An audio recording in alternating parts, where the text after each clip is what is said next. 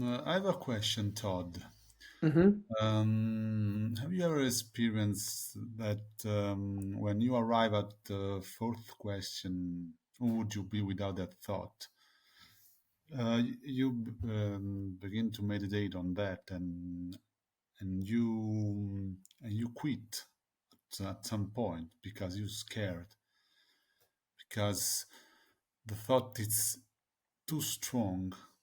It's eradicating you, even it's not true. But you don't want to abandon that thought. You want to keep the thought with you. And you're afraid of that. And it's okay, I quit. I don't want to continue to do the work. And it's in a sort of a matrix. I'm, so you're scared to, you're afraid of freedom, like a bird in a cage. That you when you Yeah, open the yeah, cage, the bird don't go out, doesn't go out.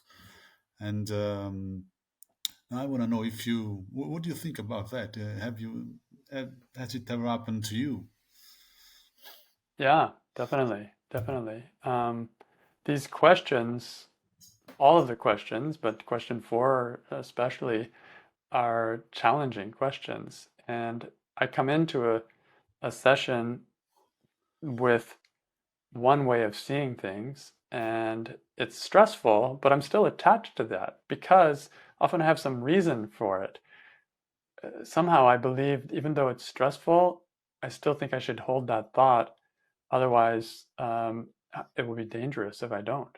Or it will be wrong if I don't, or I have to do something I don't want to do, but that's just the way it is.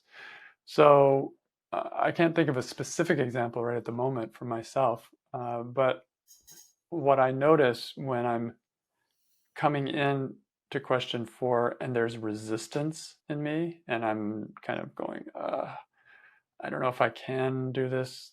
I don't know if I can be without this thought. It's too scary for me. Then what I usually find is that there are some fears that are coming along with that. So I'll ask myself, what do I fear would happen if I'm without that thought? What am I afraid of? And that can give me like a separate thing to question. And then I can question that fear first. Okay, if I do question four, I'm going to be, I'm going to just give up, or I'm going to just end up never getting what I want, or whatever it is. I find those fears, question those fears, then I might be able to come back to question four and try it again.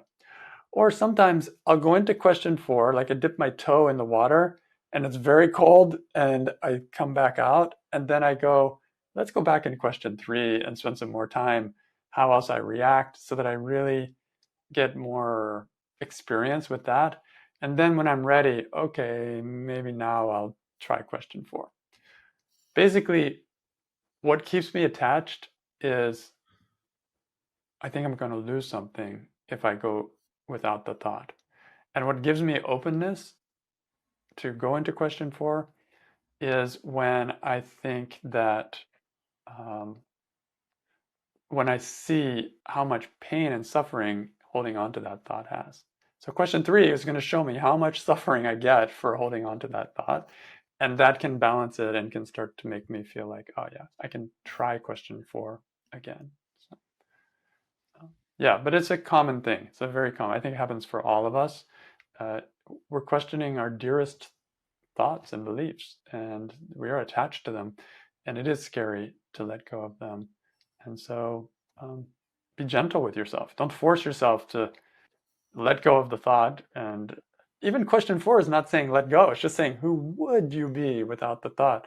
But even that is scary sometimes. So just be gentle and give yourself some extra time. Go back into question three, or do the work on your fear. That's where I go with that.